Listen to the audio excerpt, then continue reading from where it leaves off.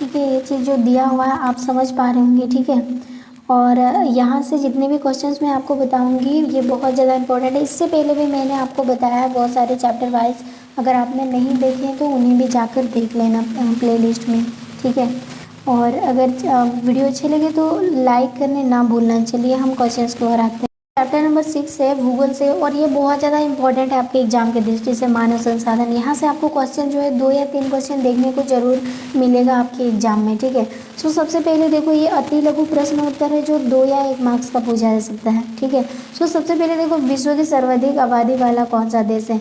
तो विश्व में जो सर्वाधिक आबादी यानी जनसंख्या वाला देश तो आता है चीन, उसके बाद सेकंड पर आता है हमारा प्यारा देश भारत, ठीक है। तो सर्वाधिक आबादी वाला देश जो है वो चीन है। चीन के तुरंत बाद हमारा देश यानी कि भारत आता है, ठीक है।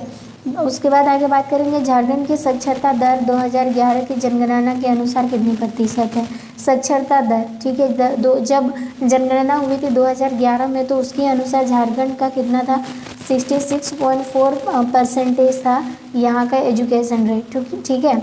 आगे अगर बात करते हैं यहाँ पर स्वतंत्र भारत में पहली जनगणना कब हुई थी? स्वतंत्र भारत में पहली जनगणना, देखो हम जानते हैं 1947 में क्या हुआ था, हमारा देश आज़ाद हुआ था 15 अगस्त 1947। उसके बाद आज़ादी के बाद यानी कि जो जनगणना शुरू हुई थी भारत के अंदर, वो भारत में पहली बार था। वो कौन सा साल को था? 1951 ईस्वी को। ये चीज़ें आपको याद रखनी होंगी। नेक्स्ट क्वेश्चन से यहाँ पर विश्व के सर्वाधिक घने बसाव वाले महाद्वीपों के नाम बताओ। जो सबसे ज़्यादा महाद्वीप तो हम जानते हैं विश्व में 7 है, 7 में से ऐसे महाद्वीपों के नाम बताओ जहाँ पे सबसे ज़्यादा जनसंख्या पाया जाता है। तो आंसर हो जाएगा यहाँ पर विश्व के सर्वाधिक घने बसाव वाले महाद्वीप जो है वो एशिया और यूरोप है। यही ऐसे 2 महाद्वीप है जिनमें सबसे ज़्यादा जनसंख्या जो है पाई जाती है। 7 में से ये 2 महाद्वीप, एक तो एशिया जिसमें हम लोग रहते हैं और एक है यूरोप जो सबसे डेवलपमेंट देश मतलब महाद्वीपों के नाम से भी जाना जाता है। ओके, सो ये 2 महाद्वीप है जहाँ पर सबसे ज़्यादा जनसंख्या पाई जाती है। आई होप आपको समझ में आ गया होगा। नेक्स्ट क्वेश्चन है भारत का जनसंख्या घनत्व कितना है? देखिए भारत का जनसंख्या घनत्व की बात करेंगे तो भारत का जनसंख्या घनत्व 382 मतलब व्यक्ति प्रत्येक वर्ग किलोमीटर में मिलेगा। 382 एक वर्ग किलोमीटर में, यानी कि 1 वर्ग किलोमीटर में आपको 382 व्यक्ति मिलेगा। इसी को भारत का जनसंख्या घनत्व कहा जाता है। नेक्स्ट है विश्व जनसंख्या दिवस कब मनाया जाता है? यानी विश्व की जनसंख्या दिवस जो ये कब को मनाया जाता है? हम जानते हैं क्योंकि हमने बुक्स में पढ़ा है, ठीक है। ये 11 जुलाई को मनाया जाता है विश्व जनसंख्या दिवस। नेक्स्ट है यहाँ पर बोला विश्व का 60% लोग कितने देशों में रहते हैं? तो विश्व के 60% ये लोग कहाँ रहते हैं? 10 देशों में रहते हैं, ठीक है। 60% लोग। आगे जन्म दर और मृत्यु दर किस प्रकार का आंकड़ा है? तो आंसर हो जाएगा यहाँ पर जन्म दर अर्थात प्रति 10,000 व्यक्तियों पर जीवित जन्मों की संख्या को मापा जाता है। यानी 1000 में से कितने बच्चे जीवित हैं उसको जन्म दर कहा जाता है। मृत्यु दर भी ऐसे ही, ये 1000 व्यक्तियों पर मृतकों की संख्या कितनी है उसको क्या कहा जाता है? मतलब कि मृतकों की संख्या का माप कहा जाता है, ठीक है। वो आगे बात करते हैं यहाँ पर साक्षरता किससे कहते हैं, यानी साक्षर किससे कहते हैं? तो आंसर हो जाएगा जो व्यक्ति किसी भाषा में सामान्य संदेश को पढ़ लिख एवं समझ सकता है उसी को साक्षर कहा जाता है। ऐसे नहीं कि बिना पढ़े, जैसे हम लोग बोलते हैं ना काला अक्षर भैंस बराबर, ये असाक्षर होता है। साक्षर मतलब कोई भी चीज़ों को जैसे वो स्पष्ट बोल सकता है, समझ सकता है, पढ़ सकता है, लिख सकता है, उसको बोलते हैं साक्षर, ठीक है। आगे झारखंड का जनसंख्या घनत्व कितना है? भारत का जनसंख्या 382 व्यक्ति वर्ग किलोमीटर था प्रति, और झारखंड की बात करेंगे तो 414 व्यक्ति प्रति वर्ग किलोमीटर मिलेंगे। आगे यहाँ पर विश्व का दूसरा सर्वाधिक जनसंख्या वाला देश भारत, और हमने देखा पहला चीन, ठीक है। उसके बाद यहाँ पर बोला है कि जनसंख्या घनत्व क्या है? तो जनसंख्या घनत्व क्या है? धरातल के प्रति वर्ग किलोमीटर में रहने वाले लोगों की संख्या को जनसंख्या घनत्व कहा जाता है। और सबसे अधिक जनसंख्या घनत्व दक्षिण मध्य एशिया में है, और उत्तरी अमेरिका का उत्तरी भाग, अफ्रीका का सहारा मरुस्थल क्षेत्र तथा दक्षिण अमेरिका अमेजन वन क्षेत्र में विरल जनसंख्या पाया जाता है। सबसे ज़्यादा दक्षिण मध्य एशिया में, और सबसे कम यानी उत्तरी भाग जैसे कि अफ्रीका, सहारा मरुस्थल, दक्षिण अमेरिका अमेजन क्षेत्र में बहुत कम जनसंख्या देखने को मिलता है। आगे यहाँ पर बोला परावास किसे कहते हैं, तो आंसर हो जाएगा परावास मतलब किसी एक देश से दूसरे देश के बीच से मतलब बीच रूप से जाकर या आकर बस जाना अस्थायी परावास कहलाता है। इससे जनसंख्या में वृद्धि या कमी तथा संकट में व्यापक परिवर्तन होता है। मतलब कि अगर कोई देश से दूसरे देश के मान लिया यहाँ इस देश से इस देश के जितने भी लोग हैं, मान के चले कुछ लोग यहाँ पर आकर बस गए हैं, तो ये जो यहाँ से जाए मतलब कि गए हैं तो इसी को कहा जाता है परावास। यानी यहाँ से वहाँ चले गए, हो सकता है वहाँ यहाँ की जनसंख्या तो बढ़ेगी बट यहाँ की जनसंख्या जो है वो घट जाएगी, तो इसी को कहा जाता है परावास। ओके, नेक्स्ट क्वेश्चन है हमारा जनसंख्या विस्फोटक किसे कहते हैं। देखो जनसंख्या विस्फोटक क्यों कैसे होता है, कब होता है, क्यों होता है। देखिए आजकल जनसंख्या विस्फोटक होने लगा है लेकिन फिर भी थोड़ा बहुत कंट्रोल जो है हो रहा है। जैसे कि बात करते हैं जनसंख्या विस्फोटक क्या है, जब जनसंख्या में इतनी तेजी से वृद्धि होने लगे कि उपलब्ध संसाधन मनुष्य के लिए मौलिक आवश्यकताओं की पूर्ति के लिए भी कम पड़ने लगते हैं, तो ऐसे ही स्थिति को ही जनसंख्या विस्फोटक कहा जाता है। यानी जैसे जनसंख्या मतलब अगर हम लोग इतना जल्दी बढ़ रहे हैं, वृद्धि हो रहे हैं और हमारे जो संसाधन है जो हमें प्रकृति से मिलती है वो संसाधन हमारे लिए अगर कम होने लगती है तो उस टाइम हम कहेंगे जनसंख्या विस्फोटक हो गया है। तो यही हो जाएगा जनसंख्या विस्फोटक। ओके, द नेक्स्ट क्वेश्चन है यहाँ पर लिंगानुपात से आप क्या समझते हो। सो लिंगानुपात क्या होता है कि प्रति 1000 पुरुषों पर महिलाओं की संख्या को ही लिंगानुपात कहते हैं। और भारत का लिंगानुपात 943 तथा झारखंड का 947 है। यानी कि प्रति 1000 यानी कि 1000 पुरुषों में जो महिलाओं की संख्या जो होती है यानी इनके अनुपात को ही लिंगानुपात कहा जाता है। अगर भारत की बात करेंगे तो भारत का लिंगानुपात यानी कि 1000 व्यक्तियों में महिलाओं की संख्या कितना है, लिंगानुपात कितनी है 943। और अगर हम केवल झारखंड की बात करेंगे तो 947 हो जाएगा। ठीक है, अब यहाँ से आपको पूछा जाएगा 2 मार्क्स का क्वेश्चन। ठीक है, मानव एक संसाधन है, कैसे मान लोगे मानव एक संसाधन है, यानी 2 या 3 मार्क्स का पूछा जाएगा। सो हम जानते हैं मानव एक महत्वपूर्ण संसाधन है, इनके बगैर हम कुछ भी नहीं कर सकते थे। अगर मानव संसाधन नहीं होता तो आज भी हम जंगल में भटकते रहते और ना ही हमें कुछ चीज़ों की नॉलेज हुआ होती। तो यहाँ पर हो जाएगा लोग ही एक राष्ट्र के सबसे बड़े संसाधन होते हैं, क्योंकि प्रकृति की देन उस समय महत्वपूर्ण होती है जब यह लोगों के लिए उपयोगी होती है। मान लिया बात करते हैं जैसे प्रकृति ने हमें जैसे बहुत सारे रेत दिए, पानी दिए और कुछ भी दिए, जैसे पहाड़ दिए, पेड़ पौधे दिए, जो भी चीज़ें दिए, ठीक है, ये तो प्रकृति ने दिया है। अगर प्रकृति का दिया हुआ उसमें हम अपना दिमाग या समय या प्रौद्योगिकी नहीं देते तो हम जंगल से पेड़ पौधों को ना तो काटते ना अपने लिए घर बना लेते, हम पहले की तरह गुफा में जंगलों में रहते। तो हमने दिमाग लगाया, टाइम दिया, प्रौद्योगिकी में काम किए, अपनी मेहनत किए, लगन के साथ हमने क्या किया, अपने लिए घर बनाया। आजकल तो बड़े बड़े बिल्डिंग, ये तो भगवान तो हमें नहीं ना दिया है, ये हमारे आधार पर हो रही है। जैसे बड़े बड़े गाड़ियाँ देख पा रहे हो, या फिर यहाँ तक कि मैं बात करूँ, आप अपने जितने भी दूर में आपके रिश्तेदार होते हैं, आपको तुरंत अगर बात करनी हो तो बात कर सकते हो, देखना हो तो देख सकते हो।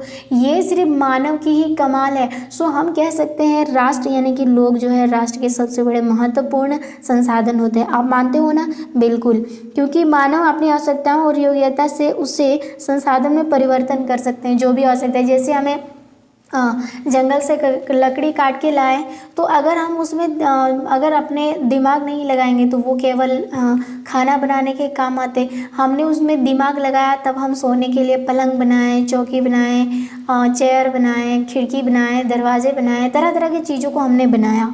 तो ये हमारे क्या है, हमारी आवश्यकता और योग्यता के अनुसार उस संसाधन को हमने हमारे उपयोग के आधार पर परिवर्तन किया।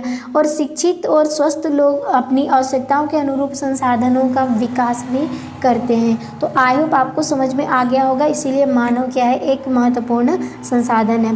नेक्स्ट क्वेश्चन की बात करेंगे, जलवायु किस प्रकार के संसाधन वितरण को प्रभावित करती है। तो आंसर हो जाएगा अत्यधिक गर्म एवं ठंडी जलवायु वाले क्षेत्र मानव बचाव के लिए उपयुक्त नहीं है। जहाँ पे सबसे ज़्यादा ठंडी हो या सबसे ज़्यादा गर्मी हो वहाँ पे मानव नहीं रह सकता, क्योंकि मानव को रहने के लिए ना ज़्यादा गर्मी चाहिए ना ज़्यादा ठंडी चाहिए, यानी उनको बीच में रहना चाहिए। जैसे यहाँ पर बोला शीतोष्ण, ना ज़्यादा ठंडा ना ज़्यादा गर्मी, ठीक है, एवं उष्णार्द्र जलवायु वाले प्रदेशों में जनसंख्या घनत्व अधिक पाए जाते हैं।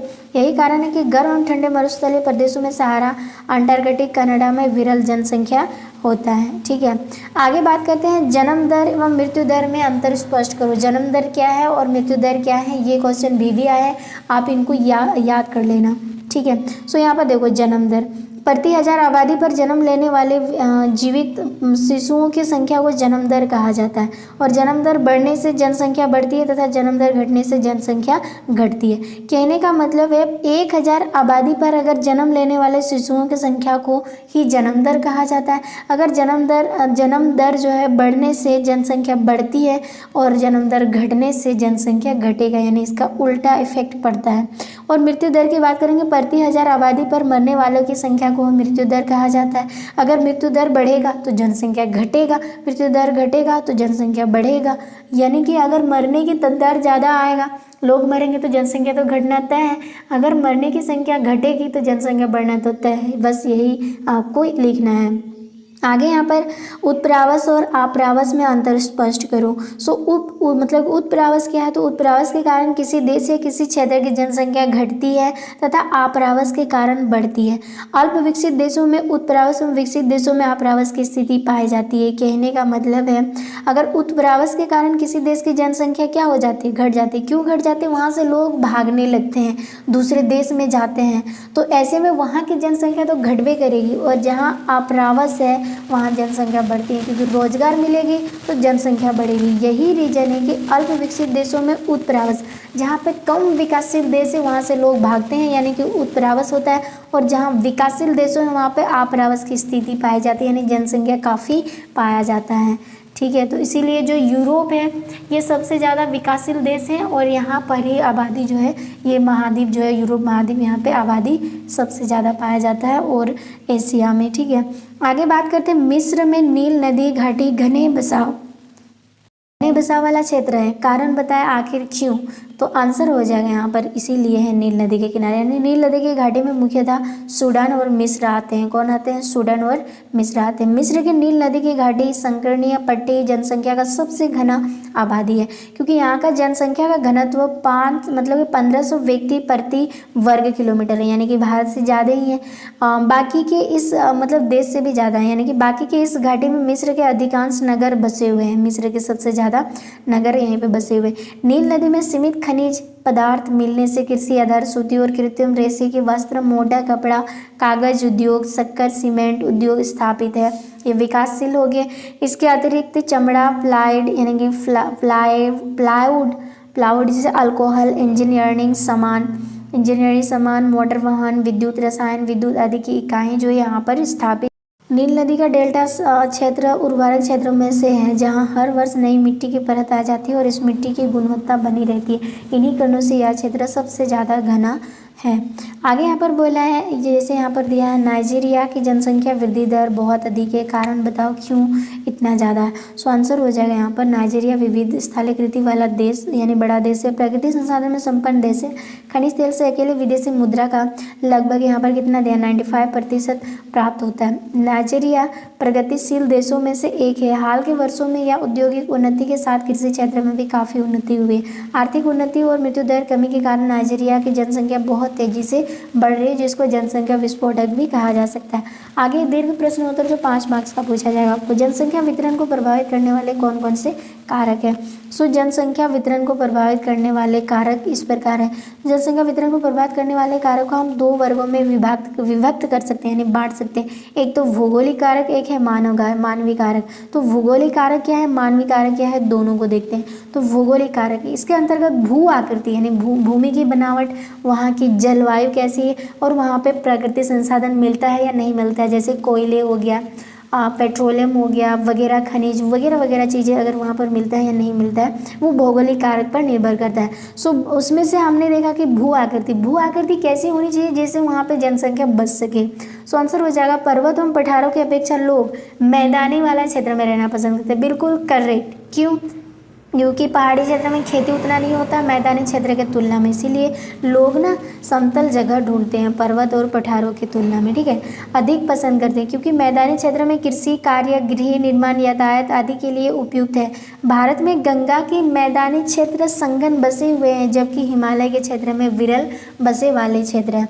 क्यों? क्योंकि हिमालय जो है ये पहाड़ी एरिया में आते हैं और यहाँ पे ना तो रोड की स्थिति ठीक है यातायात की, ना यहाँ पे खेती करने के लिए भूमि जो है सबसे ज़्यादा उपलब्ध है, इसीलिए पठारी वाले इलाकों को छोड़कर मैदानी भागों में रहना पसंद करते हैं, जैसे कि गंगा घाटी में देखेंगे। तो आगे बात करते हैं यहाँ की जलवायु कैसी होनी चाहिए। तो अत्यधिक गर्म या ठंडी जलवायु वाले क्षेत्र में मानव बसाव के लिए उपयुक्त नहीं माना जाता है। जैसे मानव को रहने के लिए शीतोष्ण मतलब कि उष्णार्ध जलवायु वाले प्रदेशों में जनसंख्या घनत्व सबसे ज़्यादा पाया जाता है। यही कारण है कि गर्म ठंडे मरुस्थलीय प्रदेशों जैसे कि सहारा, अंटार्कटिक, कनाडा, यहाँ पर सबसे कम जो है जनसंख्या देखने को मिलता है।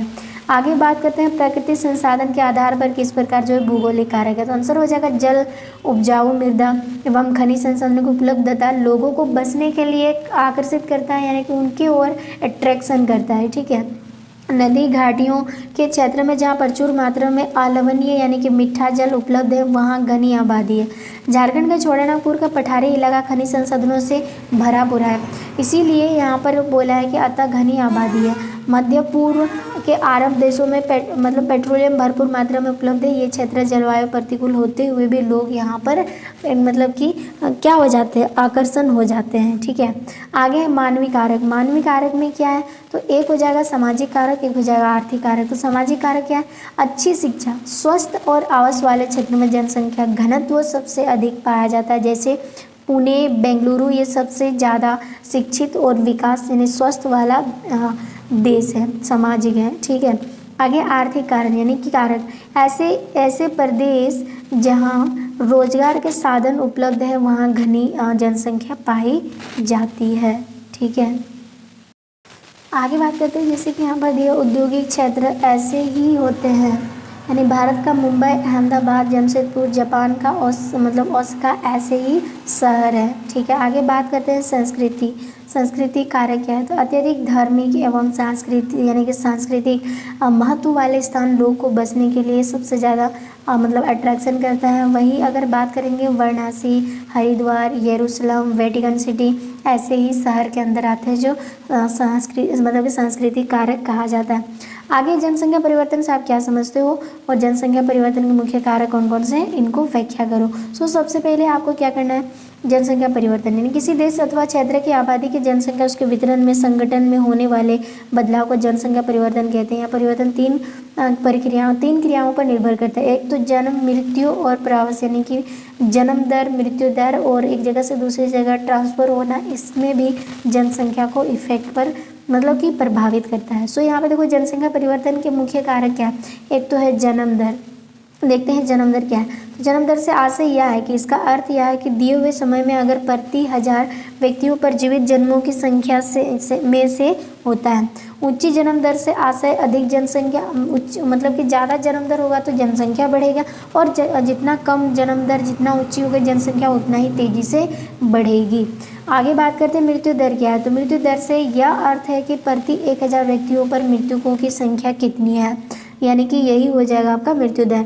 ऊंची मृत्यु दर से जनसंख्या वृद्धि दर जो है वो भी कम हो जाएगा, यानी कि नीची मृत्यु दर से आशय यह है कि जनसंख्या वृद्धि दर अधिक होगा। अगर लोग कि ज़्यादा मात्रा में मरेंगे तो जनसंख्या घटेगा और कम मात्रा में मरेंगे तो जनसंख्या बढ़ेगा। तो वर्तमान में अच्छी स्वास्थ्य और शिक्षा व आवास सुविधाओं के कारण मृत्यु दर जो है कमी आई है, इससे जनसंख्या में तीव्रता से वृद्धि हुई है। आगे बात करते हैं प्रवास। प्रवास के कारण जनसंख्या के आकार में पूरी तरह से परिवर्तन होता है। किसी स्थान में लोग आने जाने को प्रवास कहते हैं। यदि जनसंख्या की यह अदला बदला एक देश में ही हो तो वो जनसंख्या परिवर्तन में कोई अंतर नहीं होता है। जैसे मान लिया यहाँ से 100 लोग गए हैं, बात करते हैं यहाँ से 100 लोग गए हैं मान के चले महाराष्ट्र, तो ये तो भारत के अंदर ही आता है। तो भारत के अंदर जब आते हैं तो भारत की जनसंख्या में कोई परिवर्तन नहीं होगा, लेकिन झारखंड की जनसंख्या में परिवर्तन हो सकता है। अगर वही बात करेंगे, अगर भारत के लोग यानी कि बात करते हैं झारखंड से लोग मान के चले 1000 मान के चले बाहर गए हैं, वो भी बाहरी देश, मान के चले अमेरिका गए हैं, कहीं यूरोप गए हैं, कहीं मान के चले इतना, तो ये तो दूसरे देश चले गए हैं, दूसरे देश चले गए हैं, जैसे पाकिस्तान तो नहीं जाएंगे, दूसरे देश अगर मान के चलते हैं, ठीक है। तो यहाँ से उनकी जनसंख्या पूरी तरह से घट जाएगी, ठीक है। अगर देश के अंदर अदला बदला होता है तो कोई परिवर्तन नहीं होगा, अगर देश के बाहर जाते हैं तो अंतर हो सकता है। तो परंतु यदि प्रवास एक देश से दूसरे देश में हो तो जनसंख्या परिवर्तन में आवश्यक जो है फर्क पड़ता है। नेक्स्ट है यहाँ पर थर्ड नंबर क्वेश्चन से बोला जनसंख्या पिरामिड से आप क्या समझते हैं, किसी देश की जनसंख्या पिरामिड किन बातों का पता चलता है। तो आंसर हो जाए जनसंख्या संगठन का अध्ययन करने में जनसंख्या पिरामिड सहायक होते हैं, क्योंकि जनसंख्या पिरामिड को आयु लिंक पिरामिड भी कहा जाता है। किसी देश की जनसंख्या पिरामिड से निम्न बातों का पता चलता है, कौन सी बातें, तो जनसंख्या पिरामिड कुछ जनसंख्या के लिंग प्रतिशत को विभक्त किया जा सकता है, यानी कि अलग अलग किया जा सकता है। जैसे इनको 5 से 9 वर्ष आयु वर्ग तथा 10 से 14 वर्ष आयु वर्ग में विभक्त किया जा सकता है। आगे बात करते हैं कुल जनसंख्या के प्रतिशत में से लिंग प्रतिशत ज्ञात किया जा सकता है। जनसंख्या पिरामिड का आधार जन्मे शिशुओं की स्थिति को दिखाता है, शिखर की तरफ बढ़ते हुए या क्रमशः प्रगढ़ वृद्धि की जनसंख्या दिखाता है। कम जन्म एवं मृत्यु दर वाले देशों का पिरामिड का आधार संकरा होता है। यह स्थिति विकसित देशों में ही होता है। ये था आपका चैप्टर नंबर 6 का जो क्वेश्चन आंसर जितने भी था वो मैंने बता दी है, और आपका क्वेश्चन यहीं से आएगा। अगर आपने सारे क्वेश्चंस का आंसर कर लिए हो तो आपका एग्जाम बहुत बेटर जाएगा, ठीक है। तो आगे की वीडियोस पाने के लिए अगर आप चैनल पर नए हो तो चैनल को सब्सक्राइब करना, लाइक करना, शेयर करना ना भूलें।